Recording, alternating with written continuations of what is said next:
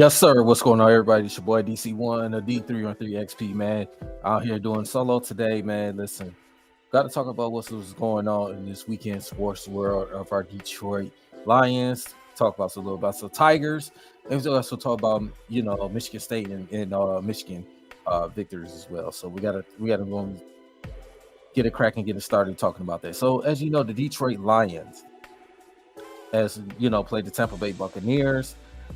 Came out with a losing effort, 20-16. The Detroit Lions just could not get it going. Offensively, they just kind of get it going. These is 2 games in a row that the Lions could not get it going. Um, so we got to talk about it, man. Let's get a little recap on it. Like I said, Lions did lose a very close game. Tampa Bay team that was itching for revenge. It was definitely itching for revenge for that. So, it was tough to watch first offensively because the Lions had opportunities to put the Tampa Bay Buccaneers in their place, and unfortunately didn't offensively. I think it's a lot of combination. It's the combinations of Jared Goff didn't play well. It's like also a combination that Ben Johnson with the play calling, uh, clock management, especially in the half. Dan Campbell alluded to, he fought himself for that. He better clock management. A lot of things, for us play calling offensively was not good. It was horrible. And still the Lions had opportunities to win the game. And it's just unfortunate they did. The defense, I have no question. The defense played for 2 games in a row. The defense was very good. Defense was very good. No question of doubt about it. The defense was good. This even with Aiden Hutchinson with 5 sacks. He was unbelievable, man. Aiden Hutchinson was that's why he's number 2, and that's why he came in. He was the number 2 pick in the draft. So things what he could do to get pressure on the quarterback, to get sacks, his ability, his speed, his quickness, for him to do what he does. And then Lions defense, they held their ground. Yes, they may give up some plays here and there. It happens. Even good best defenses, they give up plays every now and then. But it's just the fact that the Lions defense held their ground where they needed most. It's 2 games in a row that they did that. So I'm proud of the defense what it has done overall so far, keeping us in the game. So, but offensively, Jared Goff threw the ball over 50 times. Over 50 times. I mean, you tell me. You got a guy that's throwing, a quarterback is throwing over 50 passes. Come on now. Where to the running game?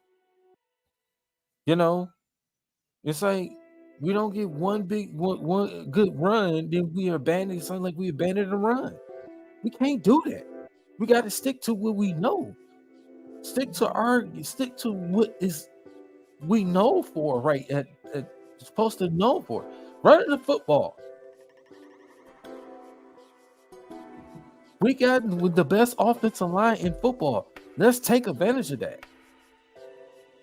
It's like we're going away from our running game. If we don't get a yard or we don't get enough yards, we want to go away from it. And this was the type of game it is. Went away from it. Jared Goff should not be throwing the ball over 50 pass attempts. That's unacceptable. Much as we love Jared Goff, but Jared Goff should not be throwing the ball over 50 times. Absolutely not. It's unacceptable. It should not happen. Plain and simple. We can't do that. And I agree. We'd be all right, but it's just the fact that you cannot sit up here and have our quarterback throwing the ball that many times like that, and then win the farm running game. So we can't do that. AJ guys, the people look at us like the Chiefs and the 49ers. Yeah, okay, yeah,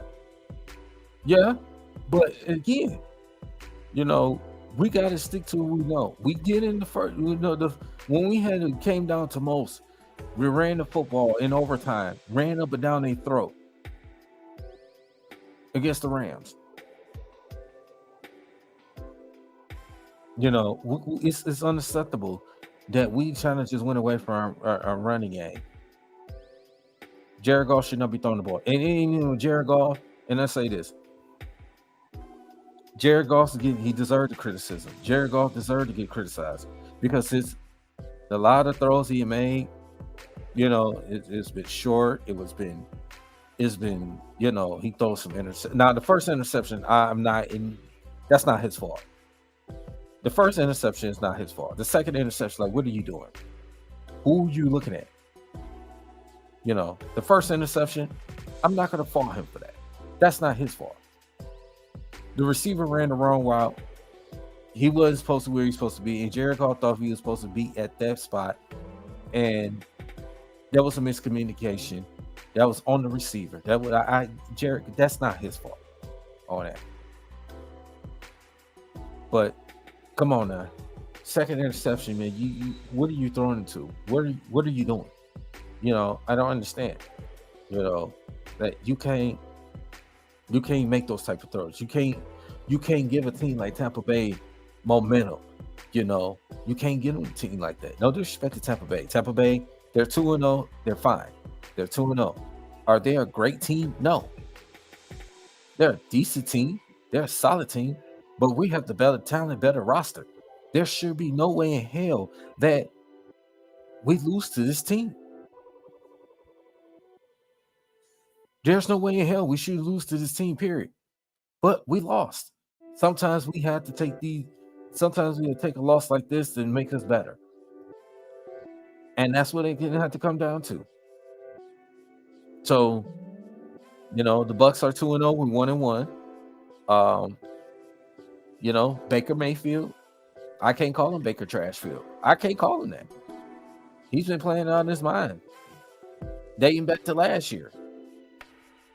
So I got to give Baker Mayfield credit is due. He got some talent around the receivers. He still got Godwin. He still got Mike Evans. You still got those guys. But Lions was, if we would have did what we're supposed to do offensively, take care of the football, run the football, we would have won this game. When you got to play a team like Tampa, especially a head coach like Todd Bowles, he loves to blitz, he loves to bring pressure. You know how you do that? You run the football. You can sustain drives, move the trenches, show them where they gonna stop blitzing. You got to run the football. You got to run at them. A team that likes to blitz a lot, you got to run at them. Plain and simple. Plain and simple as that. You got to run at them. Because if you don't, and you sit here, drop back, passing all game, you're not going to win the game. When guys that like the Todd Bowles is the type of guy, he likes to blitz. Plain and simple. You cannot, absolutely cannot, give a team like Tampa opportunities. You cannot. Plain and simple.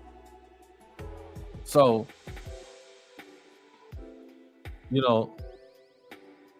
Lions got to play better. Lions got to play better. We got Arizona coming up. They put the clamps. They put the clamps down on the Rams, 41-10. And I said this. You got to watch out for Arizona. We cannot take them lightly. We cannot take a team like Arizona lightly. Arizona could have been 2-0. They lost to Buffalo week 1. and they took the lead. It was a very close game, and didn't go home, beat their division rival at home by 31. Kyler Murray was playing out of his mind. Marvin Harrison Jr. 2 receiving touchdowns. The Arizona Cardinals is not going to be an easy out. They're not. The Lions got to get it together. They got to play better. They got to sustain these drives. They got to have better play call. Ben Johnson, you got to step it up. Quit calling these vanilla plays. Plain and simple. You can't call these vanilla play calling, keep switching. We gotta get back to basics. We gotta get back to Lions football. Plain and simple. We gotta get back to it. I don't want to hear any other excuses. We are a better team than Arizona. Plain and simple. We should have won this game against Tampa. No disrespect to Tampa, I'm giving them credit. But we should have won that game. Plain and simple. Bree, what's up, brother? What's going on with you, man? How you feeling? What's going on, man? What's happening? Just to let y'all know, man, my voice is a little gone, so y'all bear with me. Oh yeah, man. Yeah, we a little cold, but bear with me. Oh yeah, we got you, man. We got you holding it down, man. Bree, man. So as you heard, them, talk about this recap of this Lions, man. Bucks. Yeah. Jared Goff didn't play well. Plain and simple, man. He did not play well. He did not play well. 2 interceptions. Now, like I said, the first interception, I'm not going to fault him. That wasn't his fault. I mean, it's on the record, but unfortunately, I can't fault him on that. No. That wasn't his fault. The second interception, like, come on, what are you doing, bro? Who are you throwing the ball to? I think it was a combination of him and Ben Johnson, and you want to put Dan Campbell because you're responsible, as well. So offensively, yeah, I think like I said, between those 3 guys, it's unacceptable. It's unacceptable. And Johnson, you got to play a better play call. Go ahead, Bree. And I don't want to hear anybody say anything about Aaron Glenn. It's like the way you criticized him last year, you got to do the same thing to Ben Johnson this year.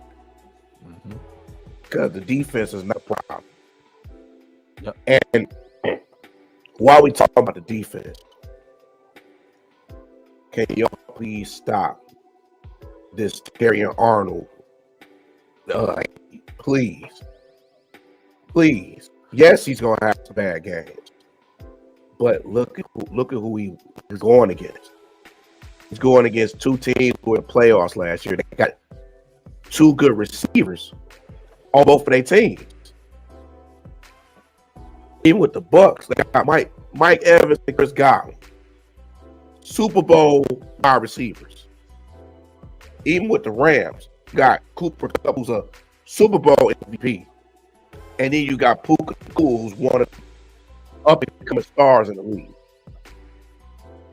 So any corner that comes to the league is going to have problems. And then even with Arizona, I play Marvin Harrison Jr. Come on, man. Come on. All right. Come on, man. And then you knew we wasn't going to go undefeated the whole season. I mean, it was going to be a letdown somewhere. Yeah. But it is what it is. You just hated to have to be at home. You can understand if it's on the road, but you hate to have it at home when this is a game you should have won and won this game. I don't know, man. I don't know, but you're right. The play calling was terrible. There's no way in the world that you need to throw the ball 55 times. That's unacceptable. With this running attack, there's no way you should be throwing the ball 55 times. and you got Dave Montgomery and Jameer Gibbs backfield. Exactly. There's no way. You know, and then I gotta say this too. I don't know, and nobody says anything about this. I might be the first one to say this. Why is it that in short yardage, like 3rd and 1, 2nd and 1, even 4th and 1? Why are they not quarterback sneaking with Jared Goff? Why? I don't understand. I don't think I've ever. I don't even know if I've ever seen them do a quarterback sneak with Goff. I don't know. But Well, Bree, you made some very, very, very excellent valid points, man. Like I said, it's unacceptable, man. When you got one of the best dynamic duos in the running back position, and you kind of get you kind of get away from it, you know, and it's to the point, okay, you don't get a couple yards, or we just gonna abandon the run? No. You know what I'm saying? Like, if you're gonna, for a team like that likes to blitz a lot, like with Todd Bowles, you gotta run the football right at them, move the trenches, wear them out. They're not gonna blitz because they're gonna be worn down. If you run the football, milk that clock, get first downs. And I would say run the football, especially since the injury of Vita Vea. Exactly. Who is a terrorist in the middle of that defense. Ever since when he got injured, that's when you really should just run football. Run it down their throats. And I'm gonna keep saying this over and over again. When you give the ball to David Montgomery, good things happen.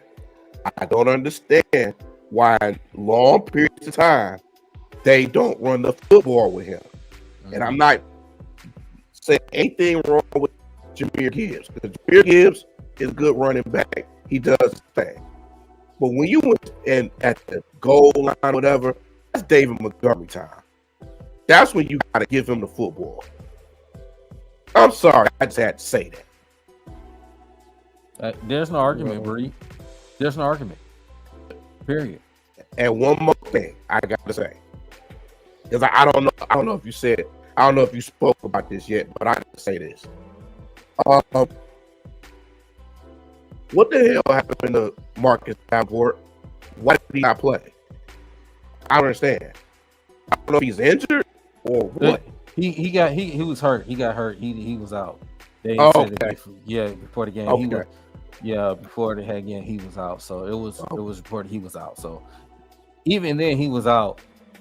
The defense still played well. And obviously, you know, Aiden Hutchinson was this game was the main reason, you know, and Brian Branch with the interception, you know, he had. So, you know, the defense did their part. Yeah, they may give up, you know, the touchdowns, you know, especially the first touchdown where Chris Godwin got, it was a misblown assignment, you know what I'm saying? But, you know, that Meek Robinson looking for safety help, and there was no safety help. And, you know, the touchdown that Baker Mayfield had, that was just a situation, just like this poor tackling on that. So, right. Those otherwise, the Lions defense has been playing well. They've been playing great. They've been standing ground for the most part. Have. You know, it ain't great, but it's been holding both our opponents to 20 points.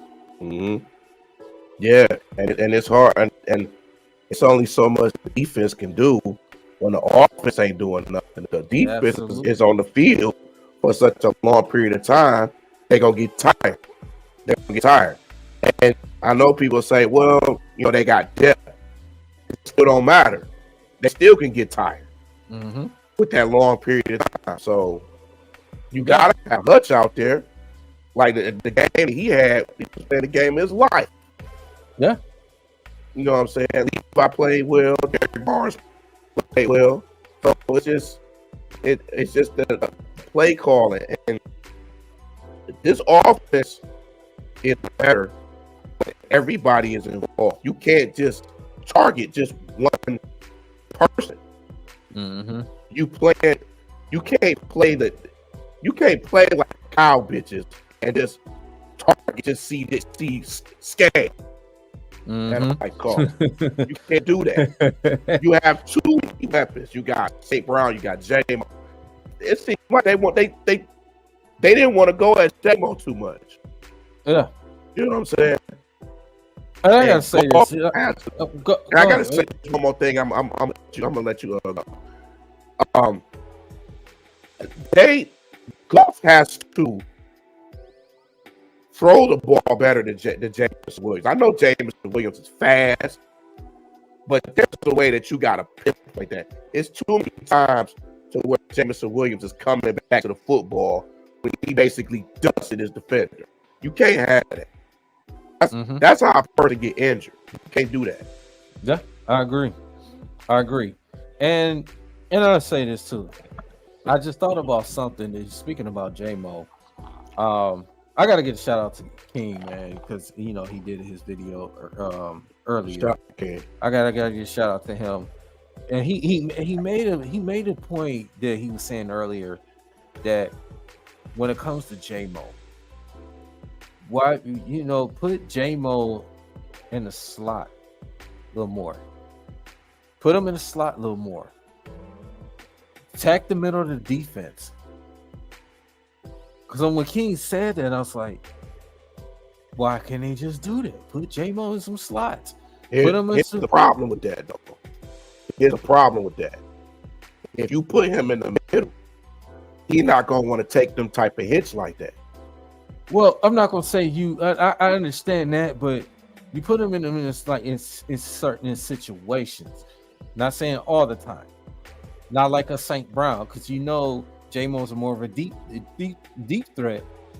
But if you did St. Brown, if you put him in a slot situation, and now it's like, who you gonna cover?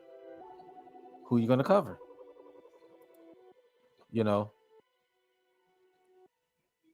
That damn Nomus.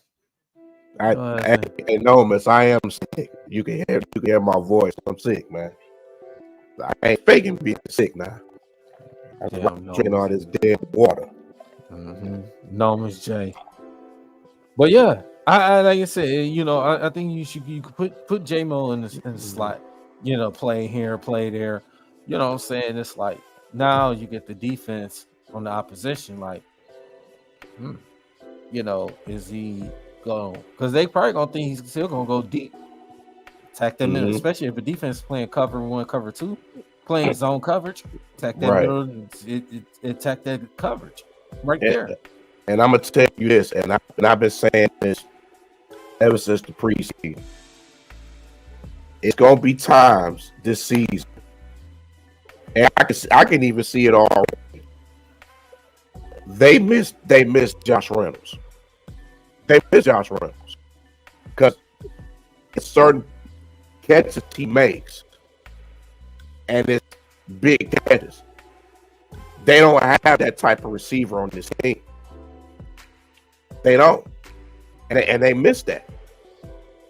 And you're gonna see that later on down the season, unless they get that third receiver. Now, I like Khalil Raymond. I even like some of the catches Tim Patrick made yesterday. That's a steal. But they have to, and then also too, man, just like Noam just said, they got to get Laporta more involved too. Yeah, they have to. Yeah, they have to. Yeah, I think too that Tampa Bay. I'm gonna say this: Tampa Bay. They was keying in mostly. They was trying to key in on St. Brown's, even though St. Brown got his catches, got his numbers. But it was keying in on Laporta too, majority of the game. But I think we still should have kept going to him. Get him involved. We got to get our tight end involved more. Let's start with Ben Johnson. You got to come with better play caller, man. You got to come with a better play caller. You got to give him something to get him more involved. It's just like, come on now, damn, come on, bro, Owen. Really? Okay. I get you later. I get you later. Damn. I will get you later.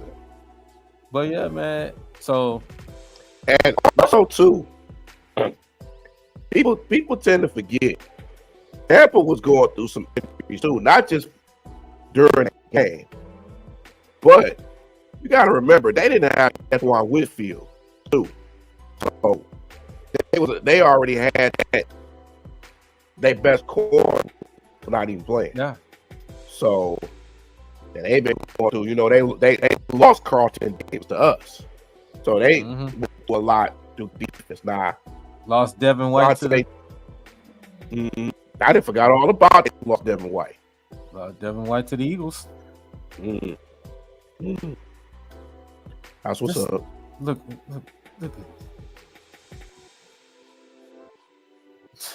Really? Nah, bro. Look, Porter was booted. Hey, Nomus, you sound like somebody I know. And well, you know what I'm talking about. Yeah.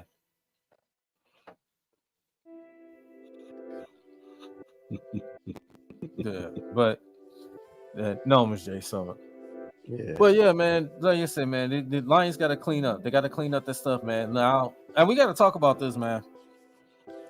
Lions got to play the Arizona Cardinals. First road game.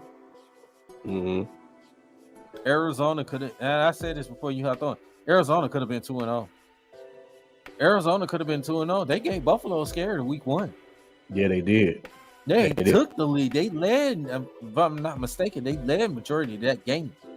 And Buffalo came back and won that game. But then they went home, played a division rival, a team we just beat. They whooped their ass. 41-10. Yeah. Kyler Murray was playing like the Kyler Murray that we all know. Marvin Harrison Jr. He had 2 touchdowns with 4 catches, 100 some. I can't remember the exact numbers, but 100 some yards of receiving. I mean, we already, especially linebackers and our linebackers, our defense, we already have problems with running quarterbacks. Okay. For some reason, we always just we can't stop running quarterbacks. So you get a guy like Kyler Murray, he's healthy, he looks healthy, he's looking good out there. Pause. There yeah, he's playing good ball, man. So but yeah, Arizona is not going to be an easy out, man. And then as I say, even the Lions, we would have beat Tampa yesterday, but we still can't overlook an Arizona team because look how they playing right now. Look how they playing. I know it's still early in the season, but look how Arizona's playing. And in a way, Arizona keep playing like that, they probably will be one of the teams that's contending for at least for their division.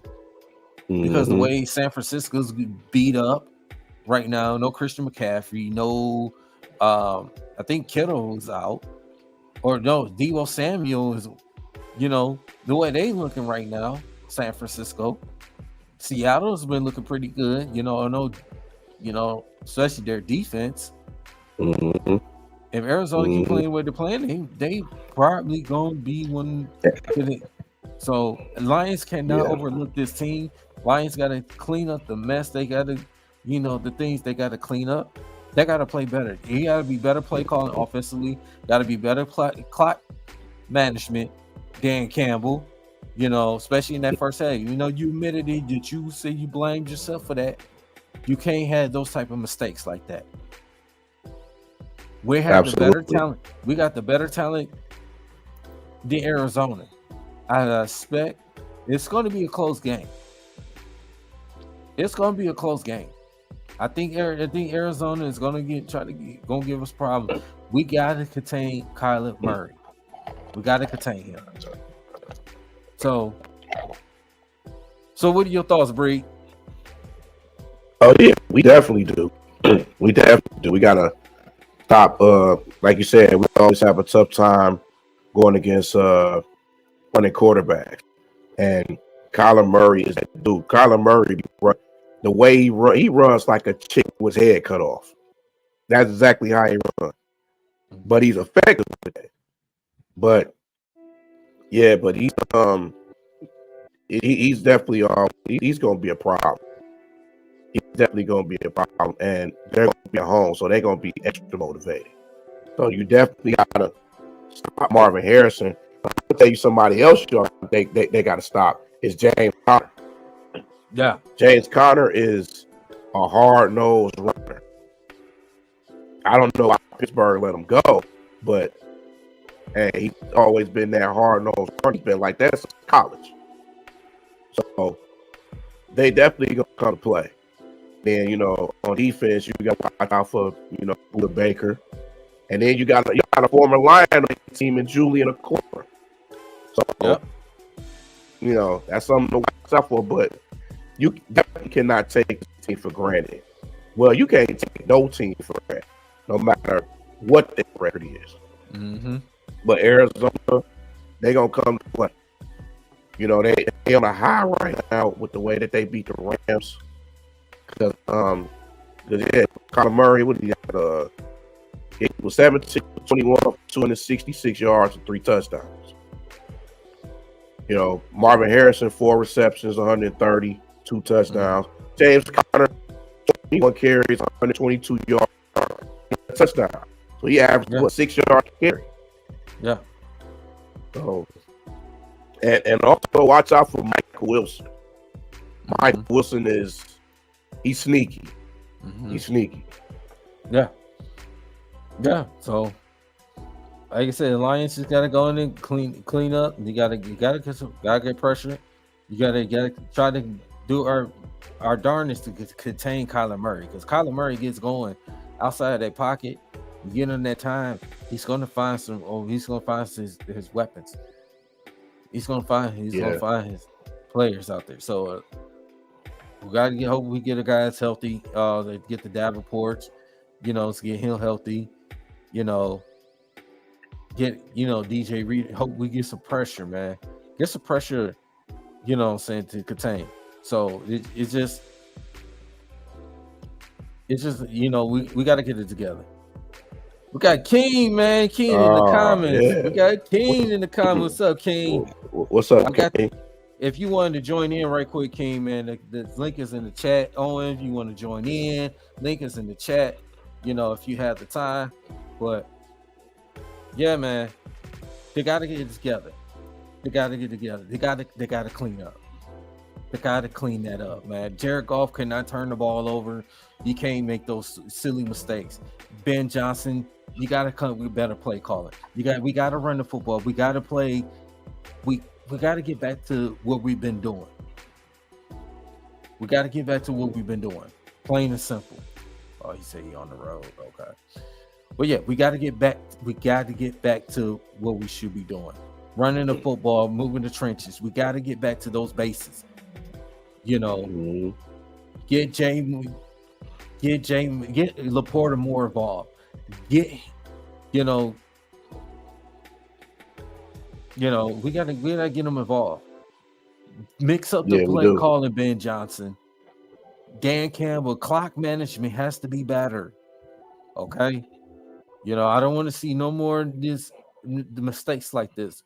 We should be damn a disciplined football team this year. Respect more veteran from this team. Arizona's no slouch.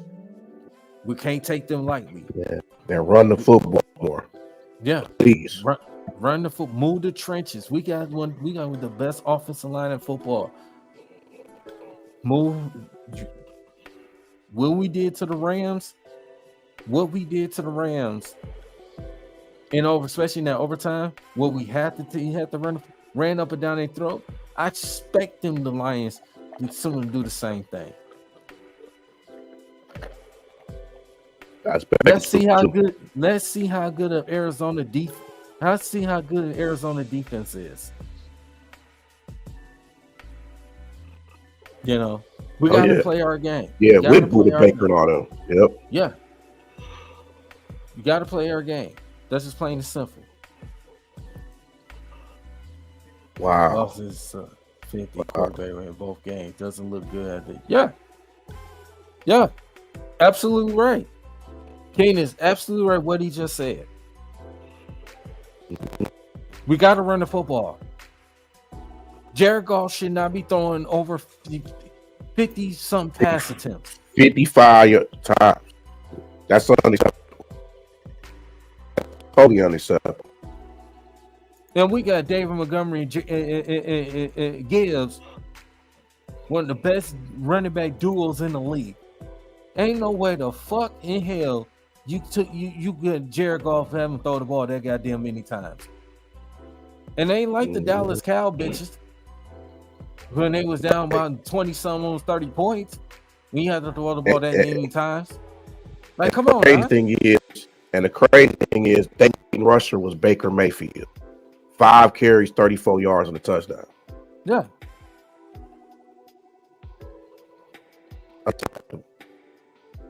You totally can't, acceptable. No. And you know what's more crazy? Tampa had 216 total yards. And still beat us. Yeah. They had 146 passing yards. Like, oh yeah, and King had brought this up too early when I watched this video. Yeah, they made hitting the hook in red zone situations. Yes, definitely agree with that. Put hitting the hooker out there in some red zone situations. You know, confuse the defense out there. You know, put them out there. And we can't even say anything about time possession because the Lions had the ball almost 34 minutes. Almost 34 minutes. Then we had it over 26 minutes.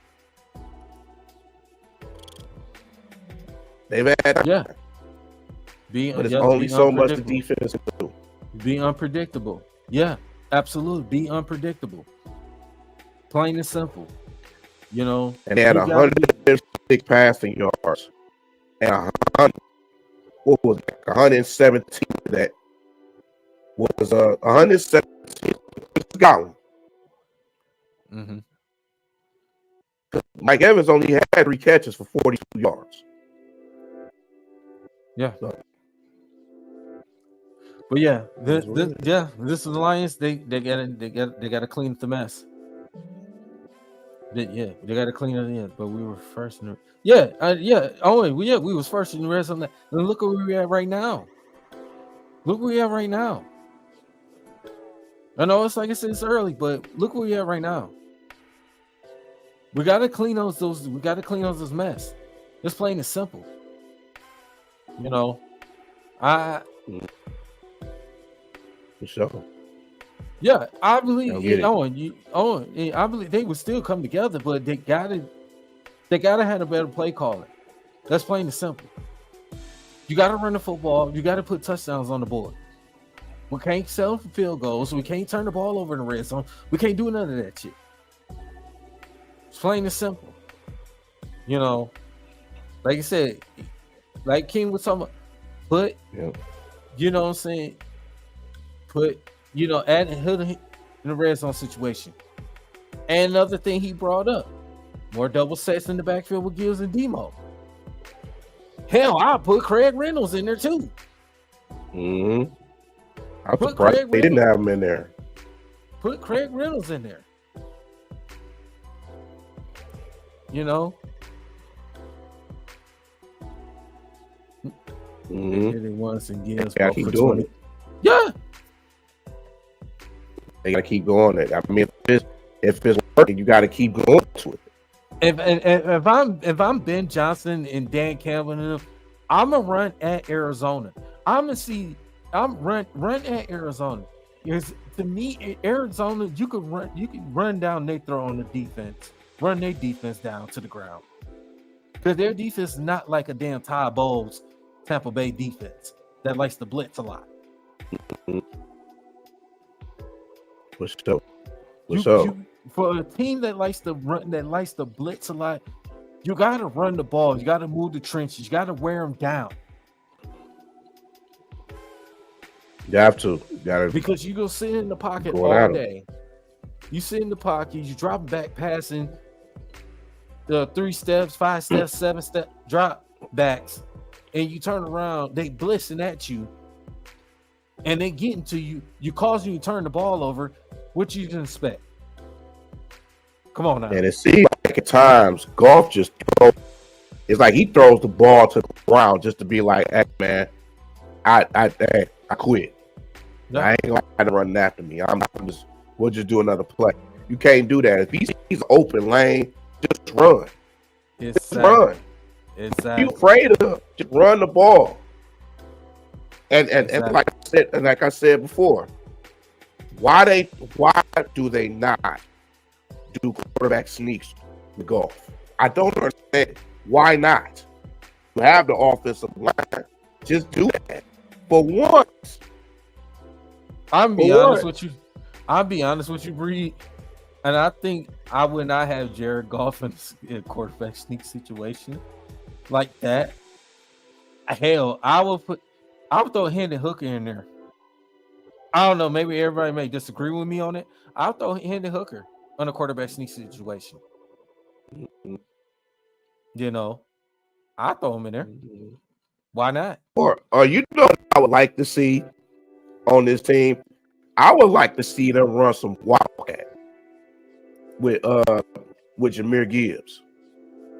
I would love him to do that. Just try it. Just to see if it'll work. Try. Yeah. I mean, you have the running backs. Yeah. Just use them. Mm-hmm. You got David Montgomery in the goal line when you at the 2-yard line. We had one of the best duos of running back in the league. Utilize them more. Utilize them more. Ben Johnson. Right. Drew, what's up, bro? What's going on with you, man? What's going on, fellas? What's happening? What's up? Mr. Florida State, but we ain't gonna talk about them. But you know, we ain't gonna talk about them, man. So Drew, man, I'm gonna be real with you. I'm the only fan that don't run away. When they win, I'm there. When they lose, I'm there. Okay, got you. Unlike Michigan fans, I'm just saying. Exactly.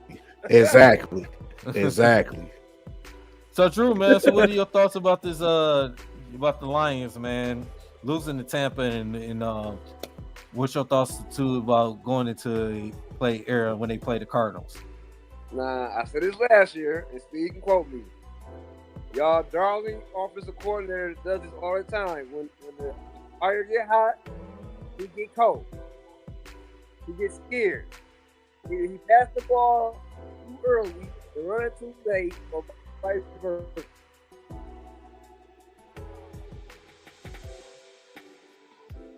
Your audio.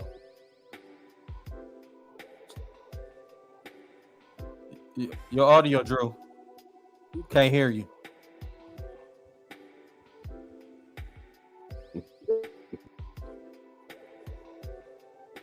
You hear, that Drew? Noma's J Wi-Fi over there.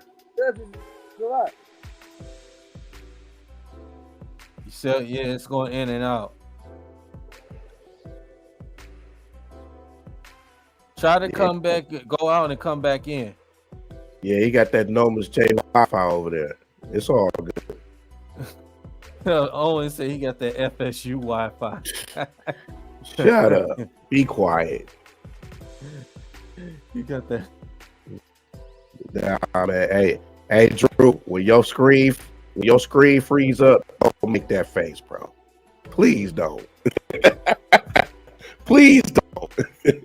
But yeah. Yeah. But yeah, hopefully we get Drew back on here. Mm. So, Bree, I gotta talk about a team that's been in the mix. Let's see. Detroit Tigers. Mm-hmm. And the Detroit Tigers made the playoffs. It's possible. It's possible. Let's get a little recap right quick. And the Detroit Tigers right now, they're losing 6-4, top of the six, to Kansas City. Right now, but the good thing is though for the Tigers, Minnesota is losing 4-3, and Minnesota was up 3-0 to the Cleveland Yes, Guardians. they were. Yes, they were. So it's bottom in the eighth. The Guardians, they got one man on first. So Bree, now the Tigers, if they could at least get 2 out of 3 to Kansas City, that's huge. What are your thoughts, man? The Tigers possibly be that third wild card spot, bro. They just gotta keep winning. They just gotta keep winning because they have a favorable schedule during the last week of the season. You know, this week is tough because they got to play the Royals and the Orioles, but the Twins got even tougher one too because they got to play against Cleveland and they got to play at Boston this week. So it's gonna be tough, but these are games that you can win. You can win 2 out of 3 with the Royals, or if you could take 2 out of 3 like you did at home against the Orioles, you're still good. Yep. You know what I'm saying? So it's a possibility they can. They've been hitting better. They've been hitting very better too. But it's just all about coming together as a team. And then, you know, them only having really one starting pitcher in the school. All these other guys, they just throwing together. Absolutely, yeah. But absolutely. for them to still do that and they keep winning, that's impressive. But even if they go to the playoffs or they don't go to the playoffs, the win streak and for them to get back over 500, especially the type of season they had without all these injuries, you know, the Wiley Green and sending Torkelson to the minors and all this. For them, bias. Yeah, well, hey man, you said it, not me. But for them to still go over 500 and to almost get to the playoffs, even if they miss it, it's still impressive. It's still impressive. Yeah, and I'm hunting for them, but there's a chance. As you know, after today, you got 11 games left in the season, so there's still a chance.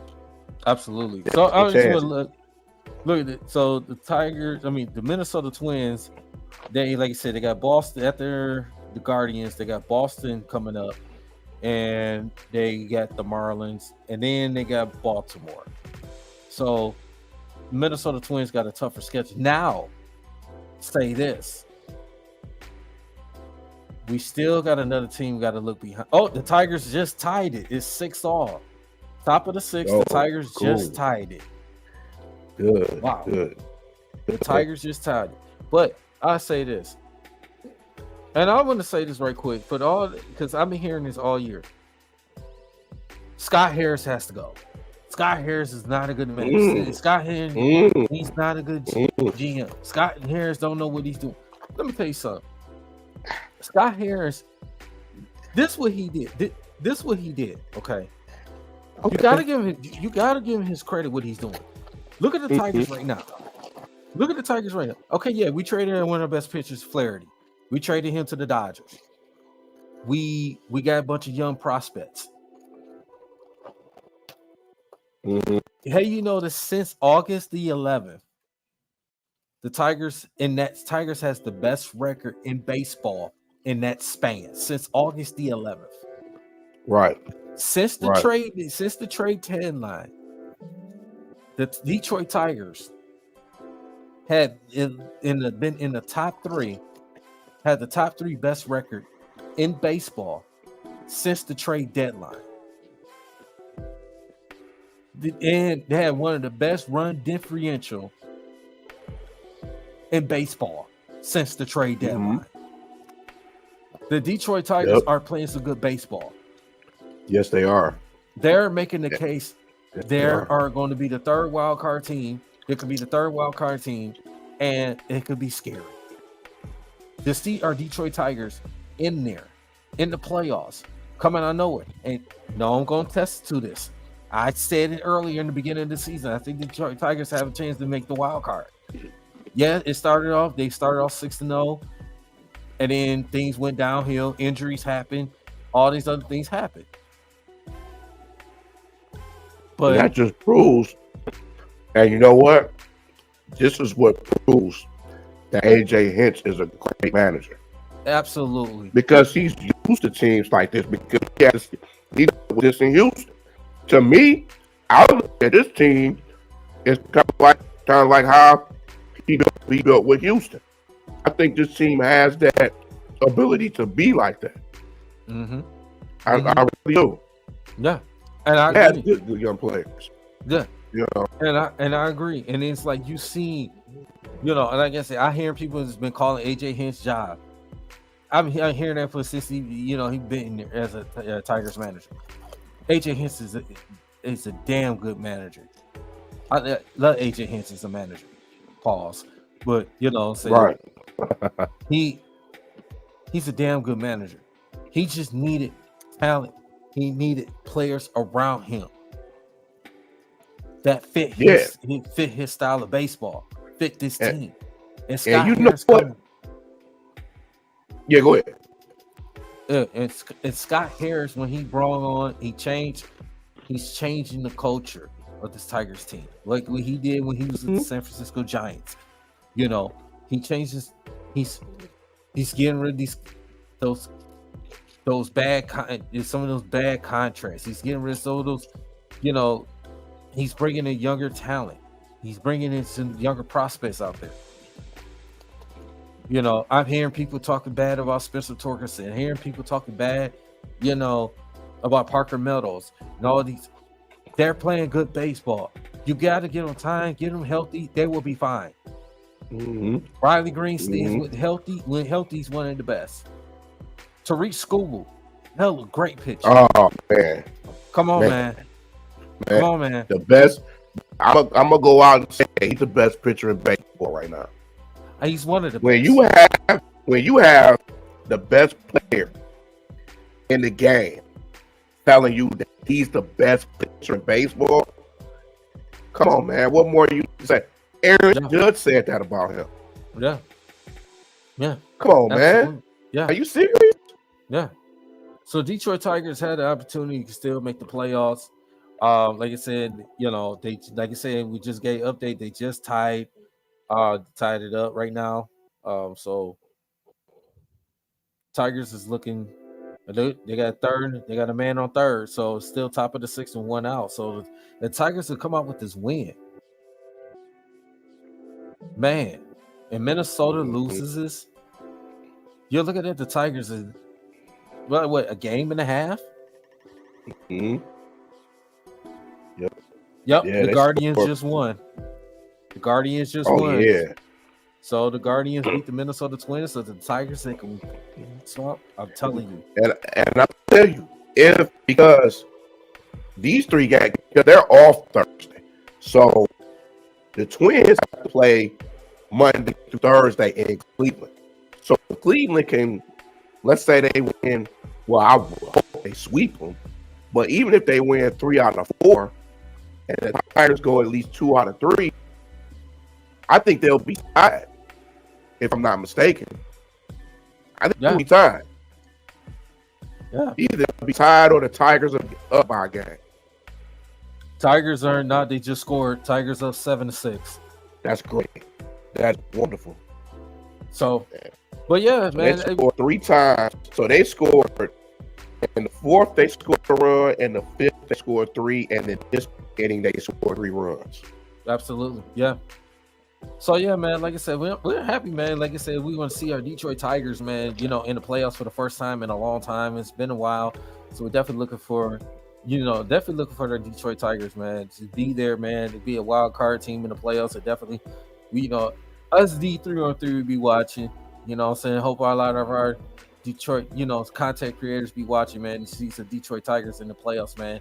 Sure. It feels good to see all our sports team in the playoffs, man. We definitely got basketball season coming up, Detroit Pistons. We got hockey coming up as well. So, definitely still looking for the Lions to make them just continue to make a run in the playoffs this year, man. So it feels great to have all 4 major sports teams in the playoffs, man. It definitely feel great. So, Tigers, continue just, man. Like I said, those guys are hitting the ball. They are playing some great baseball, man, from since the trade deadline. So we gotta give our Tigers some love, man. That we should. That's why I'm glad we ended up talking about our baseball team, man. We gotta give them some love, man. We gotta talk about them, man. So, and I'm gonna say this too, and you may agree with me too on this, D. I think the injury to Baez, I think it helped the team. Because now you're seeing all your young talent playing. Mhm. So they're playing and they having fun. That's the thing. This team is having fun. absolutely. The early part of the season, they wasn't having fun. You can see that these guys are having fun. It's great to see this. You know what I'm saying? But I think the injury to Baez helped this team. Because now you get to see guys like Colt Keith and Glider and all these other guys and stuff. You get to see that. Yep. So it comes out. Look, Zach McKinstry and all these guys. So yeah, absolutely. Winslow Perez and Andy Ibanez and all these guys. It's like it's good to see that. See what type of team you have. So if you decide to let go of Baez, you still got you get that money back, and you still got this young talent still. So, absolutely, man. So yeah, we definitely gonna be myself and Breed and Omus J, on 16, our D313XP. Our content creators. Got to get shout out to Dynasty Sports Network as well, man. We definitely gonna give y'all some content about the Detroit Tigers as well, man. So make sure y'all stay tuned for that. We're definitely looking forward to hope our Detroit Tigers can make a wild run for the wild card, get that 3rd wild card spot, and make the playoffs, man. So we're definitely looking forward for a great, exciting time for our baseball team to make the playoffs, man. So, let's go Tigers, baby. Yes, so, sir. Bree, Yes, sir. We got to talk about it. We got to talk about it. Hey, D, we got to stop. We got to stop for a minute. Somebody just came here and the echo is echo. But I want to just say somebody that's gonna come in the building. We all know his name. He's known for Jesus and Modelo's. He's known for, first of all, he need to get his thing together before he's jump on in. That classic Noma's J Wi-Fi. Great. Wonderful. Wonderful. So Bree. Yes, sir. Yes, sir. If Noma's J go ahead and okay, so Hey, Noma's, do me a favor. If you say back up from the camera. I just want to say we're glad you came in. Oh, well, thank you.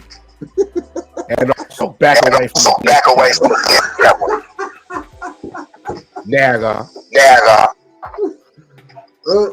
I just gotta say this. I just want to come in real quick because I'm kind of caught in a little situation. First thing first. You are. Shout out to the Tigers. I gotta admit, Gerald was kind of right. Like when they was down 10.5 games, I was like, man, they'll probably push to about 5 games from it and then fall off. They still win, and they might lose tonight. So, shout out to the Tigers. They've been losing for so many years. It's now that they're winning, it's almost like the city ain't even noticed it yet. And it's like, y'all been noticing that they've been playing real good baseball. Like, come on, man. Happy to see that for them. The other thing I wanted to come in here and say is this. I may still try to put out a video about that. I do believe Dan Campbell took that game personally yesterday. If you paid attention to that press conference, when you come out and admit that, hey, I feel my team, the coach let them down, that's a huge statement. And I've been rocking with Dan Campbell since he got here because one thing I know, and we all know, when that man knows that he sees a problem and he sees it early enough, he's going to do something to address it. You know, he's done this every year. So, as far as me being worried about us moving forward in the future wise, I'm not. Because I know he got something cooking up. When the defense was always having his problems, he never gave up on Aaron Glenn. He kept him back for a reason. And now you've seen it. First of all, shout out to Aiden Hutchinson, Ryan Branch, Levi Enrique, and Derek Barnes. They did their thing yesterday. Shout out to them. You know what I'm saying? Yeah, unfortunately, it came in the loss. That interception might have been one of the best interceptions I've seen by a Detroit Lion. Like, he literally jumped up and yanked it out there. Like, that's just the way he did. That was so epic. But the offense, they got work to do. We are a really good team, offensively sound. The problem is we're not simple enough. We're overthinking things. We're overdoing stuff. Jared Goff got to settle in. They got to get back and meet each other in the middle again. You got to get everybody involved. You can't force feed one or two players. This is the offense that's designed for everybody to get their hands on. When we were doing that, Jared Goff couldn't even throw a turnover a couple years ago. And now, you know, he's struggling a little bit because we're trying to force feed. It's almost like we're trying to play to prove something. And that's not a good sign coming out early that you're a playoff team. Your job is to come out here and drive the car. That's it. I don't need you to get on the freeway. I don't need you to speed. I don't need you to make any crazy flips with the car. Just drive it on the main street and stop at the lights when you're supposed to. And that's what they need to be moving forward. Keep it simple. Keep it discreet. Be aggressive. Be more physical. You should not allow any other team to come in here and hit us with everything we've been hitting other teams with. And that's a damn good team. Don't get it twisted. But let's be honest here. The way Tampa Bay played yesterday, I feel like they divisional rivals would have kicked their ass. So it wasn't like, you know, they were just so spectacular. They just hit us a little bit with our own magic and punched us in the mouth. Clean it up. That's all they got to do. Clean it up. You know what I'm saying? I ain't about to scream for nobody job. Spend time for that. You know what I'm saying? I ain't as bad as he did play. This ain't necessarily trying to slander the man either. It's just recognizing that he got to play a little bit better. I don't need him to have no spectacular games. I don't need that. I just need him to go back to driving the vehicle. That's it. I don't need you to play like a top 5 quarterback. Those games will happen where he will play like a top 5 quarterback. No, man. Leave me alone. Leave me alone. I'm being nice to you. Shut up. I had one funny. bad game. It's So, echoing. It's echoing. Is that going? No, man. No, man. Hey, well, I'm gonna just say this and y'all Get the echo together. Go together. Y'all doing a good job. So I'm gonna say this, man. Never eat no Chinese food that's real spicy. Have a good night, everybody. And that was brought to you by No Much J. Someone don't eat no Chinese food. Yeah. Okay. Don't eat everybody's Chinese food, No Much J. Shit. The hell's wrong with you? Hey, you gotta leave them hope kids alone, brother. Alone, brother. No. Key words. Chinese food. He back. Chinese food that's too damn spicy. That's what's wrong. He's out. Yep, that was our guy No Much J, man. You know, he had to come through in the building right quick, but you know, known be known, he can't help himself. You know, he probably ready to go eat his cheeses and Modelo, you know, right now. So, you know, he probably getting that together. Hopefully, it just don't run into no goddamn walls and shit, you know, as usual. But you know, there's No Much J for you. Yeah. Speaking of college, we got to talk about. I guess we could start with that team in Ann Arbor first. Get them out the way. I guess we could start with them right quick. Get them out the way. He said Noman's at the Cheez-It convention. Hey, Owen. The convention be slamming, brother. I'm telling you. Nolan's going to the Cheez It Hall of Fame. Oh my God. Matter of fact, they got the Cheez It Bowl. Don't they got the Cheez It Bowl game? I think so. But yeah. Man. Oh, no, Miss J. Typical no, Miss J. Oh man. Well, the mic. Yeah. Yeah. I know. Yeah, I know. But yeah. I guess we could talk about that team in Ann Arbor right quick, man. Mhm. I guess we could say, give them congratulations, whatever. So, man, it ain't much to congratulate. Y'all ain't really. We didn't really play nobody really either. But Michigan pulled out the victory.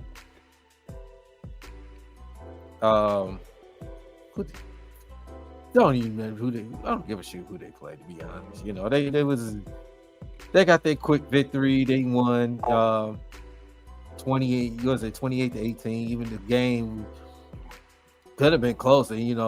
Weston they had opportunities, but and then their quarterback. Oh my goodness, their quarterback. Davis Warren. Who? Davis Warren. He threw 3 interceptions. I wonder what Owen has to put in the chat. What he got to say about that? Now they talking about from my person. He put excuses like wait. The hate is crazy. Oh, it's about 20 guys draft. But Ed, yo, what up, Ed? What's going on with you, brother, man? Good to have you on the chat, brother. Ed is in the building. If you're down to join us in the chat, man, and the link is in the chat, brother, man. You probably have to got the link is in the chat, man. If you down to join with us, man. So he said Davis Warren will Enterprise next year. Probably already working. Nah, shit. Childs threw 3 last week. Yeah, he threw 3 last week, and they still won the game, right? They won the game as well. Yeah, Davis won. Child, please. Child, please. Right.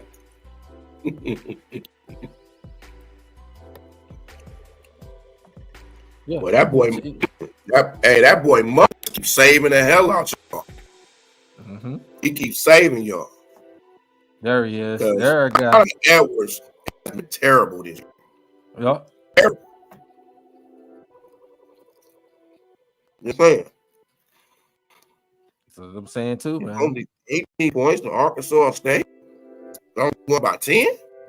Mm-hmm. No. And we played at Prairie View AM. They had a donut. They had nothing. A donut. That's all they had. They had We gonna enjoy 3-0 just like you gonna enjoy 2-1. They're probably gonna be. They're gonna be 2-2. Oh yeah. They're gonna be 2. They're gonna be 2-2. Because now y'all got Horsey starting against USC. Mm-hmm. We gonna see how good that's gonna be. Mm-hmm. Mm-hmm. So Michigan did take that victory against Arkansas State 28-18. Yes, they got their little victory, their quarterback threw 3 interceptions, but it is what it is, Oh man, here you go. You throw that the 49-0. What up, what up, Ark? What's up, brother, man? It's good to have you back, brother. What's good with you, bro? Chilling, man. Chilling. Good to be back, but how y'all brothers been? We're good, man. Bree must be froze up. Yeah, he froze up. Man, so we're just about to get into talk about this Michigan State victories. What's your thoughts about? I'm gonna start with I guess we go with Michigan right quick. What was your thoughts about Michigan, man? What things they need to get cleaned up and things they need to do, man? Uh, to be real with you, I think honestly, the only thing that Michigan can do right now is just get older and continue to develop. We got a lot of young guys coming in this year, first time playing. Got some freshmen in the rotation, whatnot, and it's a gap year, man. And so the way I see it is, Sharon can somehow get a winning season out of this. The brother's coaching acumen is, definitely up to par with what people thought it was. If he can get, I'll be honest with you, man. With the team that they have here, if they get a 500 record, man, I'll be proud of Sharon. But they just got to get older, man. We don't really have a quarterback, as we said, brother. Davis Warren out here throwing a whole pond full of ducks. It's Lord Jesus. It's tough. It's tough to watch, man. But it's a gap year, man. Sharon is last time I checked, I think that's like the number 3 or number 4 recruiting class coming in next year, and it's only getting bigger. So, man, we just gotta get through this year, man. Not sure if we get to a bowl game, like I said, I'll be proud of that. Because we really don't have much going on for us right now. A lot of guys left and a lot of freshmen in the rotation, sophomores, whatnot. So yeah, we'll see how that turns out. But I think you made a good point. Like, this. To be real with you, man, they could have lost that game, man. To be very honest with you, some things that the other team didn't capitalize on that could have been exploited, and just I think that's the difference between high level Division I talent and these lower level schools in terms of what kind of bodies are getting in there. But to say that game wasn't winnable for what did they play? Arkansas State or something like that. Mm-hmm. Yeah, Yep. and that game was winnable for Arkansas State, man. So, and a large part of that has to do with the turnovers. Davis Warren, man, young man got to take care of the ball. But that goes back to does he have the talent to do that? Yeah. You made some great points on that, man. So I mean, like you said, Michigan, they gotta like you said, they just going through some things. They say losing a lot of players into the draft, and Mm-hmm. for them for that team to have a not gonna necessarily call it a huge makeover, but it's kind of like they had to. It's kind of like rebuilding, rebuilding. They're like rebuilding. So I mean, I think they'll definitely make a bowl game. They're definitely gonna get wins. They're definitely gonna make a bowl game. But like you said, they don't have a quarterback. They don't. So Not at all, Davis. And then what does Davis run, like a red shirt? He's a red shirt junior, a red shirt senior. I mean, the guy's a preferred walk on. That I know. He's not like a high level recruit. He's just finally getting in his turn. He's a guy that to be very honest with you, didn't have the talent to get to have anybody rate him. And then he just got his services. Walked on to Michigan, made the team. It's a cool story to tell to his grandkids because it doesn't equal wins when he finally gets his reps. So, guy, young man's just not very talented. And it shows. If you're struggling to throw the ball against a team like that, I agree with you. I think Michigan does make the bowl game, but to be very honest, and I'm a Michigan man, but we're not going to be a homer here. I don't think we win any of the rivalry games this year. I think Michigan State definitely is a better team this year, and I think Ohio State. I think we get crushed by Ohio State, and that's just kind of what it is.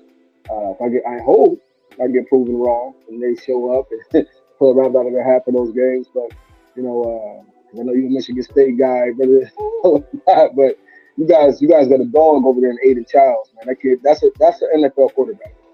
That kid is definitely a next level talent. If he keeps it on track, listens to the coaches and develops, man. You guys got a guy that's gonna see reps in the NFL if he plays inspired, right? We don't have that right now. Absolutely. Speaking of Aiden Childs, speaking of Michigan State, man. So Michigan State, enough with the Michigan talk, no disrespect. Michigan State will come in with the victory. I mean, of course, we played against Prairie View A&M, based off a team in Texas, I guess. Um, Came out, victory 40-0. Did what he's supposed to do. Aiden Childs didn't have to do too much. He didn't throw, he only had 17, what say 13 to 17 attempts. Our defense did what they're supposed to do. Brantley with the pick six, 100-yard pick six, did what they're supposed to do, man. So, and Nate Carter with the huge 60-yard run for the touchdown. So, I mean, we expect to take care of business those type of games. And we playing against an inferior opponent like a Prairie View, no disrespect to them, but we're way better talent than they are, way better team than they are. So we're supposed to beat teams like them. So to see Aiden Childs so far played his best game, even if you're going to count the Maryland, he played better in that Maryland fight. He threw 3 touchdowns, threw 3 interceptions when he played against Maryland. But so right now, with this past game, albeit against Prairie View, but he did make some throws. He did look good. Even when our backup quarterback came in, he came in, he looked pretty good. But albeit we was playing Prairie View, we got Boston College, a good team, Boston College. So Bree, give your thoughts about our Michigan State against Boston College.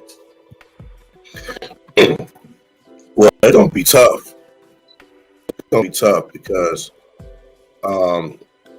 they're ranked. I think they still ranked, if I'm not mistaken. They probably dropped because they was 24th, and they lost to Missouri. They lost to Missouri by 6. They lost by them by a touchdown. Okay. Yeah, it's still gonna be tough, man. I think Boston College is a good team. They beat Florida State, and so they're gonna come and they're gonna be at home, so they're gonna be ready. It's just this is pretty much our first true road test of the season right now, so we got to compare, and our defense got to be ready too. Because there was a couple times with Prairie View, I thought it was defense kind of collapsed, and I thought Prairie View should have did certain more plays that would have gave Michigan State fits. I think Boston College might take advantage of that, but I think it's going to be a hard-fought game.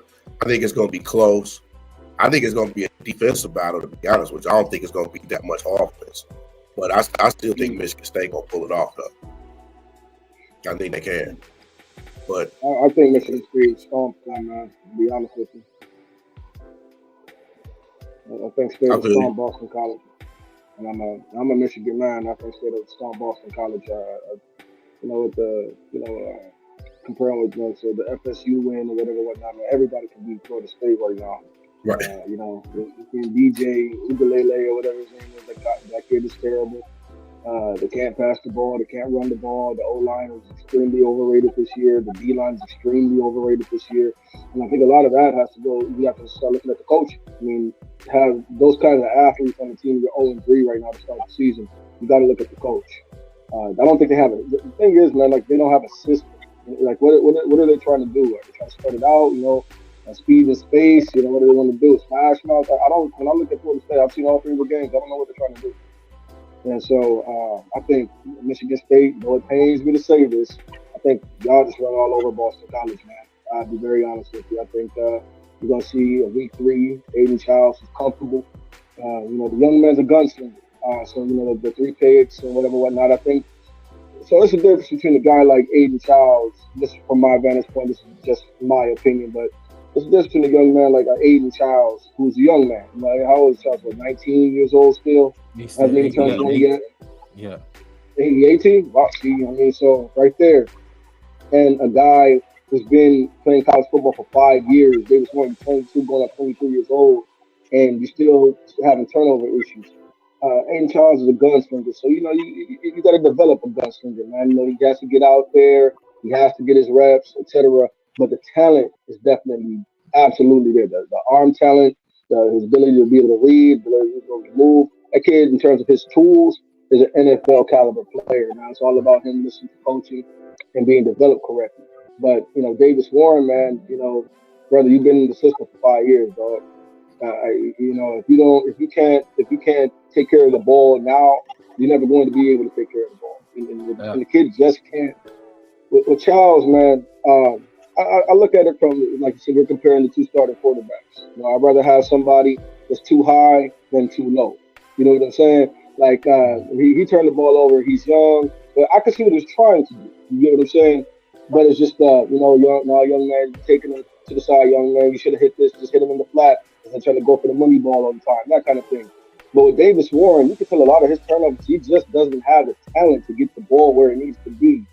And he forces it to overcompensate. He doesn't have the arm talent, and he still struggles with reading defenses. And once again, almost 23 years old.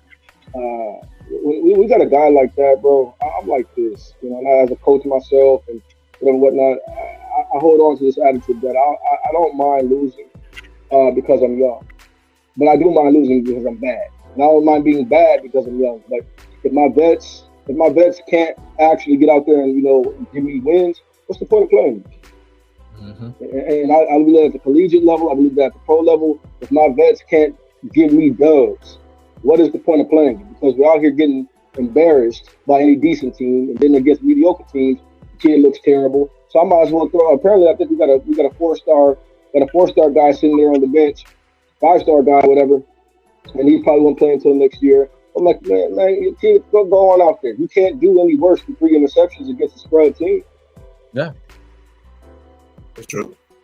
It's true. Absolutely, man. Absolutely. I think Aiden Childs, like I said, he's going to continue going to get better. You know what I'm saying? As the game, as the season goes on, he's going to continue to get better and better and better and better. So I think the game. And we got some good receiver core. We got Monterey Foster out there. We got Nick Marsh, a freshman. You know what I'm saying? We got some good good receivers out there, man. We got good running backs. We got Nate Carter, and we got our backup running back as well. So we got some talent. Our offensive line has got to continue to be better. I think it's going to continue to get improved. But I like this 3-0. I mean, 3-0 start. I like we are 3-0, I should say. But some things need to clean up. Say like the turnovers. Like I know we played Prairie View. We didn't turn the ball over, but again, that's Prairie View we're talking about. So we're going against a good team like Boston College. Boston College is a good team. Yes, I know they beat Florida State, but whoever thought Florida State was going to be this bad right now? Nobody. But Boston College is a good team. So they actually gave Missouri a scare. And actually, I think, when I'm mistaken, they did lead that game from 1 point in that one part of that game. So they actually gave Missouri problems. So even though they lost that game, but Boston College is a good team, so we cannot take them lightly. So we got to go out there. We gotta run at them, man. Run at them. Wear them out. Because you do those things, we can win the game. We take care of the football, and we can also not have the stupid fouls. We don't want to having yellow flags and we getting backed up, getting negative yards. We want to get positive yards. Get the flags on the defense, on our opposing defense. Back them up.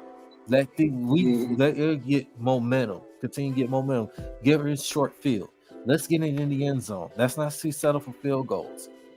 Right. So if we could do those things, Michigan State will be fine. We'll be fine. They got to score early too.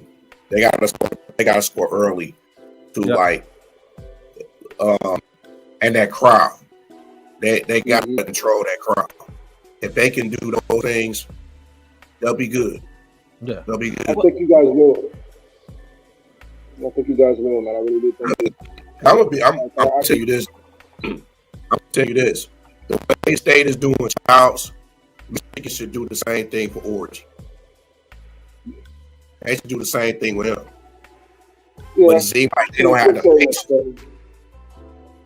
And to a certain extent, man, I think, but I'll be very honest with you. I think, and once again, this is rural Michigan, man, having to admit this.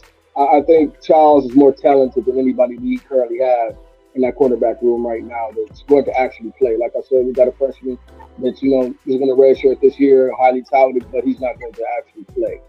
But in terms of actual rotation of quarterbacks, the guys that are actually getting reps in the room between Orgy and Davis Warren, Charles is better than either one of those guys. I just have to keep that as fact, man. You already know how I roll, but I don't do the homer, delusional stuff. You know what I'm saying, man? You guys just have a better team. You guys have more talent this year at the spots that matter. Charles is definitely an actual player, and that's how I was making that example of. I can stomach 3 interceptions from Charles because I can see the kid is he's too high on what he's trying to do, but the talent is there to do it. You know what I'm saying? He likes to swing that ball. That boy's got a cannon. I see him trying to make a play. His thing is just to be coached up, making the right play consistently. You don't always have to go for the money ball because he's got so much arm talent. He's got so much arm talent. He likes to try things. You don't always have to try things, young fella. Work the flats, man. Work the middle of the field. You don't always got to go for the money ball. I think that's his issue. But see, that's you. But with Davis Warren, brother, young man, you're a grown man. You're a grown man, and you still got the problems of an 18, 19-year-old, man. And a lot of it is just that Davis Warren throws picks because he tries to overcompensate for his lack of just God-given ability. He's just not good. The kid doesn't have the arm talent to work the field. He can't. One thing I noticed about Davis Warren, bro, he can't get the ball out to the flats, man.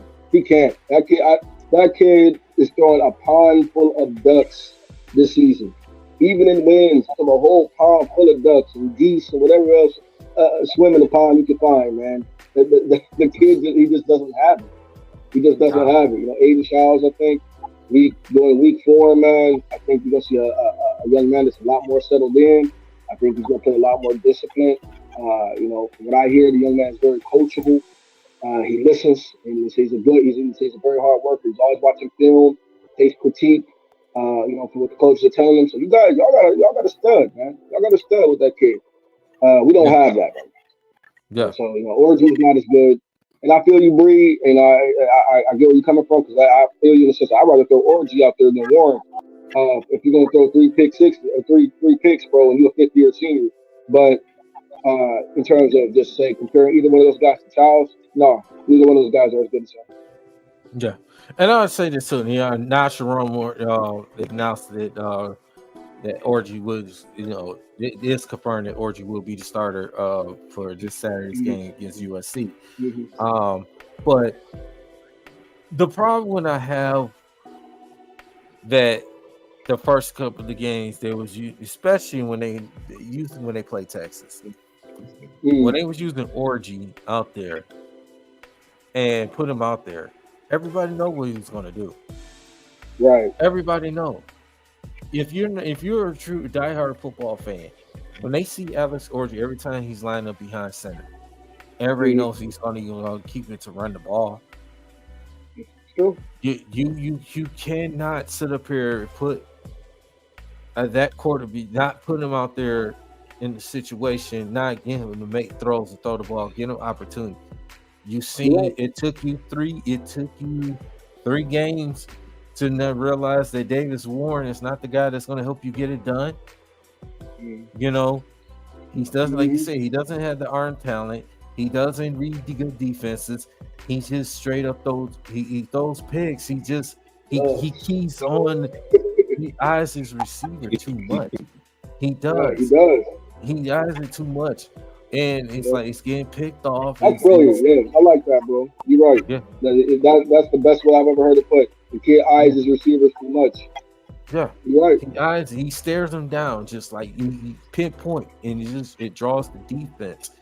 It draws the defense right there, and that's the thing. Now Sharon Moore looks like now gives Alex Orgy this opportunity. Now, can Alex Orgy play better than I believe he can? I just don't think talent-wise. I just don't think Michigan just don't have enough talent-wise to beat a USC team.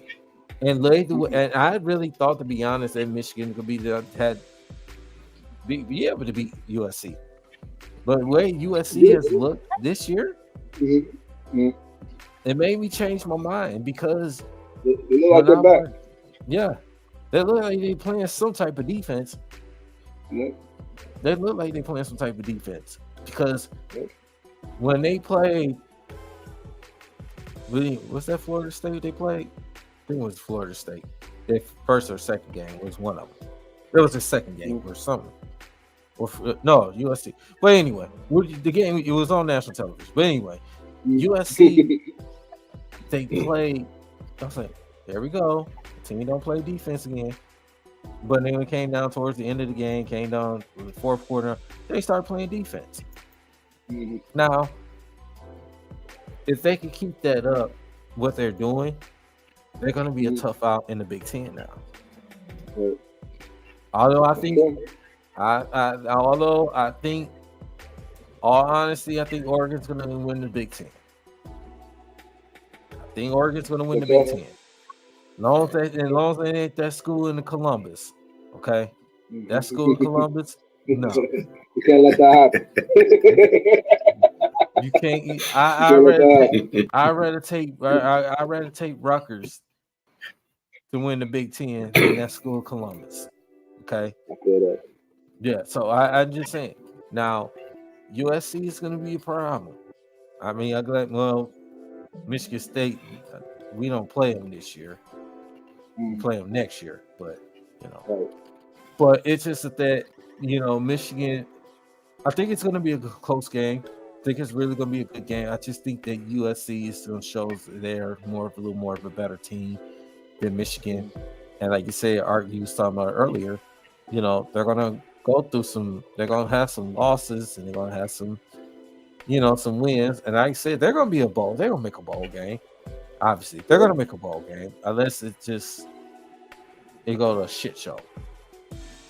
Unless their season goes completely in a shit show. But I think they'll make a bowl. Yeah, I trust Sharon. I think he's going to run a tight ship. I really do believe in his coaching ability, man. These guys, even Bob Stoops is really good. So, man, that young man is a coaching savant. I do believe that.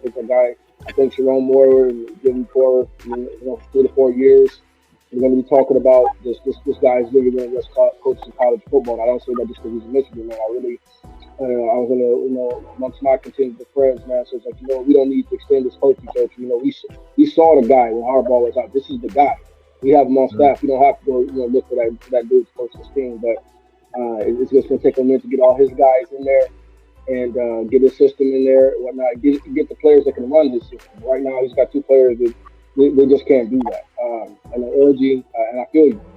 He's going to have to let Orgy throw the ball. And I know the guy's not, very accurate. He wants to not be very accurate. But, I mean, once again, Davis Warren is not either. And so if I'm going to lose, I'm going to get this kid out there. At least Orgy's got the arm talent. At least I can see that there's possibilities there. Right now, man, offensively, Michigan really can't do anything with Davis Warren at the helm. The kid just does not have it. He can't read the defense. And as you said, brother, I think he might be the only quarterback in the Big Ten who gets his receivers into trouble. Just like you said, brother, he's eyeing the guys too much. He can't fool the defense. He can't read what they're dialing up. And he also can't fool the defense either. He can't throw a man open. That's what Davis Warren can't do. He cannot throw a man open. I've not seen it done all season long. And it's tough to look at, man. To be very honest with you, looking how he's played the last 3 games, I don't see why, other than injury, why Davis Warren should get a starting spot back. I don't. There's no point. We've seen what you can do, kid. You're not very good. Appreciate your contribution. Go ahead, get your degree, man. And, peace and blessings to you, or whatever field you decide to go into work. The football definitely going to be anything to make it look off of. So, it is what it is, man. Yeah, and it's hard. It's hard when you have 2 quarterbacks that don't have confidence. They don't have confidence at all. But even your teammates, like Donovan, don't have confidence. Buckner don't have confidence. It's like it's too much for them right now because a lot of people are putting so much on them to play well, especially Donovan Edwards. But when you got a second stringer that's doing better than him, that's a problem. I mean, it's good for the second stringer, but it's not good for Edwards because you have so much put into him. He was supposed to be the offense, but when you have two quarterbacks who's just basically learning as they go, it's going to be hard. And another thing too, I don't get why fans want Sharon Moore going already in 3 games. That makes no sense to me. Just give the man a chance and see what he does. You always have the fickle idiots, man. It took Harbaugh 6 years to get the job done, but he got it done. And so, and look, and I have to say, I had to eat crow with Jim Harbaugh, man. I was one of those guys who's clamoring for him. I would say probably year 4 in there. And at the end of the day, man, you already know if you guys have me on this show, man, I'm gonna always be a guy that's man enough to keep it a buck. And I look, silly and have to recant a lot of things I said about Jim Harbaugh, but he got the job done and built a monster while doing it. So, all that, you always have weirdos that want to say, man, oh yeah, he lost the game and he's got to. Man, every new coach deserves a chance, man, and especially at the collegiate level, because you don't go out and trade for a guy. Or there's no, your roster is what it is, and nothing can be done until the offseason with transfer portal and the recruiting class. So it takes years to develop, your system in there. So yeah, man, you always got those little fickle folk. Yeah. And he's just learning as a head coach too. So he's learning as we go. This is his real first head coaching job, so he's learning too. Yeah, and I hate hearing that too. Like I said, even on, like I said, being a State fan, I hate hearing, calling for people, saying jobs already, especially a guy that just, say Sharon Moore just got the head coaching job. Saying you got to give this man an opportunity. Saying so. Let him, the coach's team, let him get the recruits, to get the talent that he built run for this team. So, I mean, I hate to hear stuff like that too, man. So, it's all seriousness, but, I may laugh and joke and talk, shit about Michigan. This is third because I'm a State guy and all this stuff. But all seriousness, man, you don't want to somebody call for their job like that, man. Those fair weather fans, say those type of things, and just you got to just ignore them because a lot of guys, they don't know football. Hell, damn, they don't know sports. Don't know anything. Right. Right. It's just like whatever, man. Just shut the hell up. That's what happens when you have a fan base who have no patience. When they don't have no patience, they gonna want to win all the time. When they lose, it's like, nah, we ain't doing that. That ain't supposed to happen. You gotta ask that. They do that with the Lions too. Speaking to one of your points, though, you made about Edwards, I say this as a Michigan fan. I think some of the criticism on Edwards is legitimate because I think what we're seeing with Donovan Edwards is not a feature back, and so Donovan Edwards is, and this is, I think, is just the truth. I understand is, only 3 games in, going into our fourth week, but here's the thing, man. Donovan, you're not an underclassman. You're an upperclassman who's tasted victory. You're a champion, man. And so when you become the guy, here's your chance to show that you're next up. And that's what it is. Like, so for instance, like look at that team over there in Ohio. Let's look at a good disposition. You have Mike Weber out there, and then Mike Weber goes, does his thing, runs all over the Big Ten, etc. And as soon as Mike Weber is gone, you have J.K. Dobbins, and J.K. Dobbins is backing up Mike Weber, etc., whatnot, and rightfully so. Mike was the better ball player at the time. And as soon as J.K. Dobbins gets his chance, he shows I'm a dude too. It was only because of class, and Mike was the upperclassman is the reason why I was backing him up. It wasn't because of the talent. Right now, what we're seeing is Donovan was backing up Blake because of the talent, not just because Blake was the upperclassman. Donovan's not a feature back. Right. And so don't get me wrong, I think he'll be able to make a career in the league. He'll get picked up somewhere, but he's not a first 3-round guy. He's just not. And Donovan is not that dude you build your offense around running the ball. But unfortunately, we got a couple beasts coming in recruiting. Like I said, Sharon is doing a heck of a job recruiting right now. That recruiting class is amazing. But Donovan, the criticism with Donovan is warranted. And I don't feel sorry for upperclassmen that are not performing. And so, it's not the O-line either. It's not the O-line either. You can see certain things. Donovan just So I'll give you a good example, man. Just like this past game. So Donovan gets a hole opened up for him in the A gap. I'm sitting here as a fan looking at it and I'm like, it's right there, it's right there. Hit bust that. And then his ball would have been gone. I'm like, how do you not see that? Mm-hmm. And I understand people coming from that perspective. Well, you're watching the game, but I'm like, as the running back, man, you're the one who has to be able to see that gap. I mean, it's wide open. Kid. If you can't read that on your own line, your own line is doing that for you. You're not a feature back.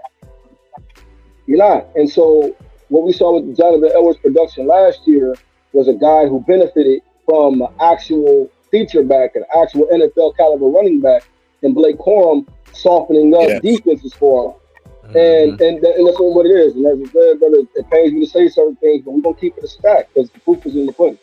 I can't deny that. We're not gonna sit there and look like a fool trying to make things look better than what it actually is, man. You seen a month of the boy play ball. At this point, young fella, you're not that dude, man. Yeah, and I'm gonna tell you too, Mullins is actually the Donovan Edwards of this year. Yeah, probably was before. He's benefiting off that.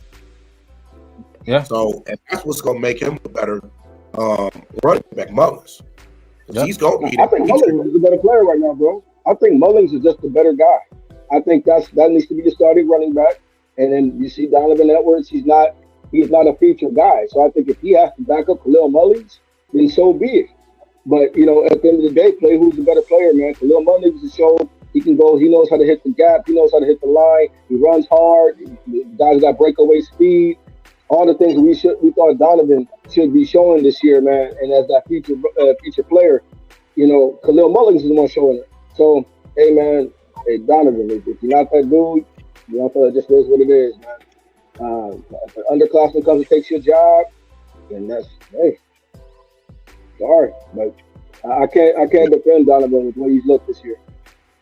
No, I definitely, definitely agree with that. So, but let's see what's going to happen. Like you said, Michigan got a big game against USC. Michigan State go back on the road, I guess, at Boston College, man. Definitely going to be exciting. Week 4 for this college football, man. So definitely, hopefully, for our, for your sake, for your Michigan, hopefully they can pull the victory out for you against USC. And that would help the Michigan. It would help the confidence, get they first Big Ten win, because this is your first Big Ten play. So so it would help definitely. You go in there, get the Big Ten win, and that way it could build some confidence of going forward. Same with Michigan State. But you know what, D? This the thing, and people tend to forget this. USC got to know Big Ten football too. All these teams that's coming in, they got to learn Big Ten football. So they just not learning it just like how Michigan is learning USC. So it's a learning curve for them too. Yeah. Yep, absolutely. Like I said, definitely looking forward to it, man. It's a Big Ten game, for Michigan and USC. Michigan State going to play an ACC opponent of Boston College. Like I said, Boston College is a good team. We can't take them for granted. So we got to go out there and go on the road. And it's gonna be loud. It's gonna be loud, and it ain't the greatest atmosphere in the world, but it's gonna be loud. Boston College fans, it's gonna be ready, man. So definitely looking forward to it, fellas. Man, we coming up on 10:30, and it's been a great show today, man. Talking about the Detroit Lions, talked about the Detroit Tigers, talked about Michigan and Michigan State. Art, man, so you the guest on our show, man. Oh, do we bottom of the 8th? All right, close it out now.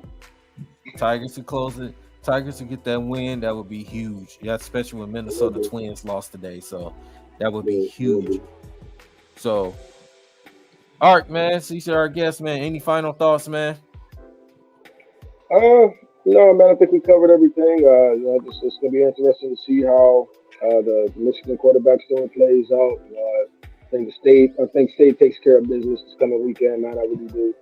I missed the segment about you guys talked about the Lions. So I'm not sure what you guys covered with that.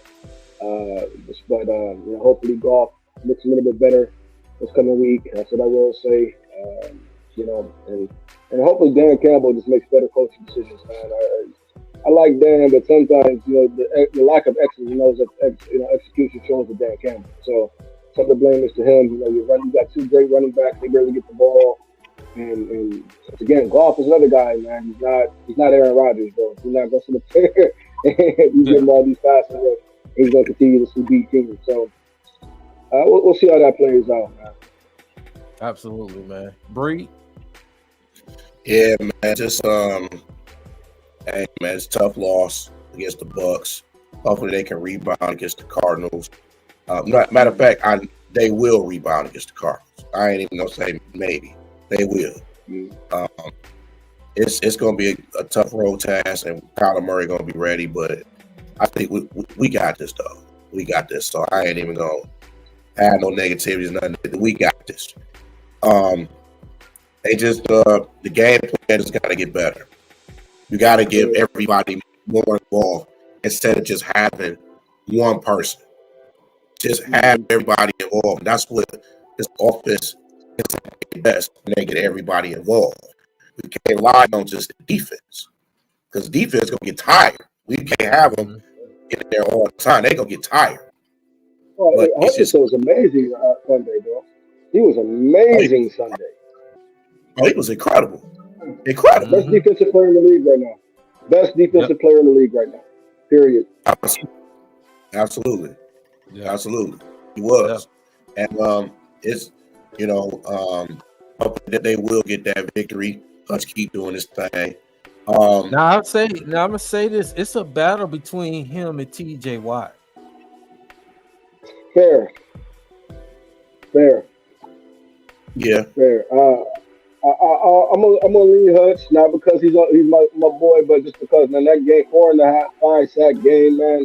Right now, to me, I'm gonna see what TJ. I want to see how TJ responds next week. But right now, man, I gotta lean Hutch after that performance, man. That goes straight. If your D lineman, man, gives you 5 sacks, guys, get the win, man. Like you can't ask the defense collectively to play any better than that. Get the W. That makes no sense. We had 2 chances at the end of the game, couldn't even. And then Jared Goff is throwing ducks. This is what I understand about Jared Goff, man. Okay, we're working the clock. This is why I can't stand Jared Goff. We're working the clock, right? How do you throw a duck to the middle of the field, man? Just throw the ball away. You did it twice, man. Right. How do you throw ducks to the middle of the field? What were you trying to do? I don't get it, man. And that's another guy. Paid him all this money, can't take care of the ball. Yeah. And don't want to run. It seems like he just don't run. You don't want to run, and then you don't want to. Then they don't want to put him in a quarterback sneak situation. Yeah, I haven't seen him do that. It's crazy. Let me ask y'all this before we go, man. Do you think we see Hendon Hooker before week 7? No. Okay. Only way you'll see Hendon Hooker. This is me personally. I said only way we'll see is Jared Goff gets hurt. Knock on wood. Hope he doesn't get hurt. As far as saying being playing more snaps. Now, should we see him in some, saying like some red zone situations? Can we see him in some wildcat situations? Can we see him in some gadget plays? Yeah, I could definitely see it. I think Ben Johnson and Dan Campbell, they need to use him in some red zone situations. I think they need to go ahead and use both our running backs and out there together at the same time. Use Devo and Gibbs out there at the same time. We're one of the best dynamic duos in running back position in the league. We got to utilize those two. So I think Ben Johnson stop being too cute and being too petty, and utilize our talent. So I definitely we could see Hendon Hooker. Now I do want to see Vaki out there on the offense. I do want to see him as a wildcat. I do want to see him out there a little bit more. I've been calling it out since training, since the draft. I do want to see Yep. Baki out there. So Ben Johnson's gonna have to figure this thing out. Yeah. Simple as that. Go ahead, Bree. Hey, I will say this though. I will say this. That was a good play call. With that fake punt when Jack Fox threw it to him. I thought that was a good call. That was a good play. Yeah. That was a good play. That was a real good play. But yeah, man, just definitely, the Tigers. The Tigers keep playing well and everything. So hopefully they'll get their win. Hopefully they can sneak in playoffs. And yeah, Michigan State. Hopefully my Spartans win. Hopefully Michigan can, yeah. We'll see, bro. Hopefully they'll get better. But I hope. Yeah, I hope. It's just they just got to take it a game at a time. That's what this got to figure out who they want to go with, and then just let them go through some growing pains. I would say go to Orgy, let them go through his growing pain, and then if they don't have a good season, they just don't. But it'll help them for next season on what to expect in Big Ten football. That's the thing to do right now, because like you said, Art, Davis Warren is not that guy. He's just not. As much as they want to give him a chance, he's just not that guy. He's not. But yeah, hopefully they'll both get a victory. I will say this: shout out to Chris Godwin after the game. So, hey, Chris Godwin, you're a good dude for that. You're a good dude, even though y'all beat us, still a good dude for that. Absolutely. Good player, So, absolutely. And also too, for Lions fans, they're gonna have an autograph signing tomorrow at Pro Sports Zone with David Montgomery. It's gonna get now. It costs $90, so give y'all a heads up on that. But, definitely is what it is, man. So fellas, man, you're right. So man, it's been another great show today of D313XP, man. Like you said, guy, Nomas J came through with us right quick, man. Like King came through on the chat, man. We had Owen 16 always showing love, man. We got, always I got Art came through in the building, man. Thank you, Art, man. You always more welcome, man, when you have the time. Saying we appreciate you, brother, man. Always very appreciate you, man.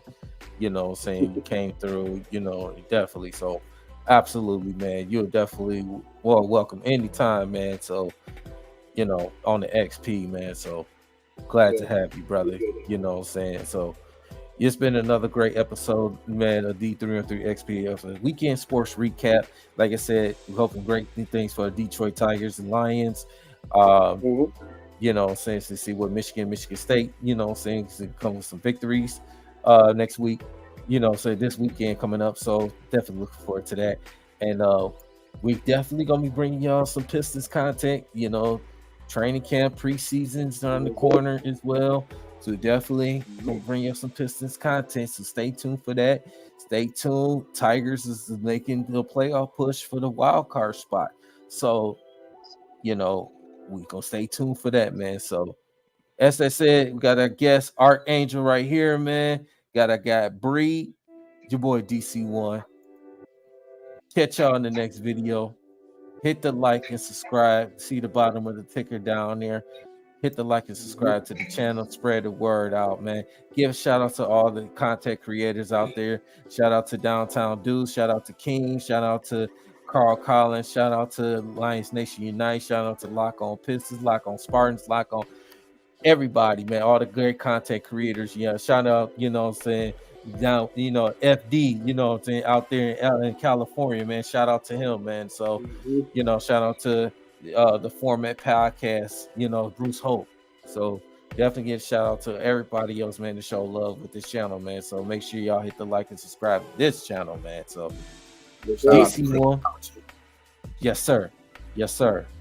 Bree, Art, we out of here. Catch y'all in the next Okay. video. Peace. Be blessed, brother.